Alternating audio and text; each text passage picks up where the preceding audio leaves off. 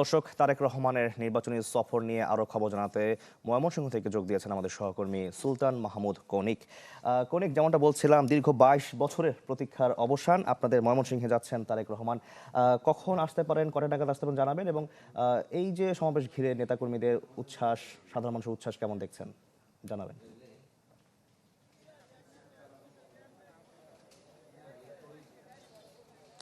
আপনাকে জানিয়ে রাখি যে যেহেতু দীর্ঘদিন পরে এই ময়মনসিংহে আসছেন, যে কারণে বাড়তি এক ধরনের উচ্ছ্বাস কিন্তু নেতাকর্মীদের মাঝে বেশ কয়েকদিন আগের থেকে কাজ করছিল, এবং তারই ধারাবাহিকতায় যে ধরনের প্রস্তুতি নেওয়া দরকার সেই প্রস্তুতিগুলি কিন্তু এরই মধ্যে সম্পন্ন হয়েছে। আজকে দুপুর 2:30টায় এই ময়মনসিংহের সার্কিট হাউস মাঠে জনসভায় ভাষণ দেওয়ার কথা রয়েছেন তারেক রহমানের।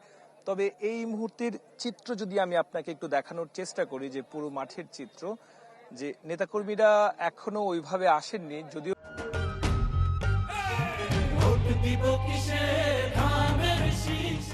কয়েকজনের সাথে আমাদের কথা হয়েছে, তারা বলছেন যে যেহেতু 2:30টায় প্রোগ্রাম, সে কারণে দুপুর 12টার মধ্যেই তারা ধারণা করছেন যে 12টার মধ্যেই এই সার্কিট হাউস মাঠ পুরো কানায় কানায় পূর্ণ হয়ে যাবেন।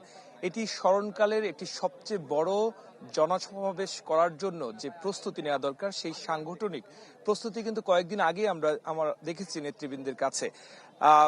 এই মঞ্চে আজকে জনসভার এই মঞ্চে ধানের শীষের যে 24 জন প্রার্থী আছেন, সেই 24 জন প্রার্থীকে কিন্তু পরিচয় করিয়ে দিবেন।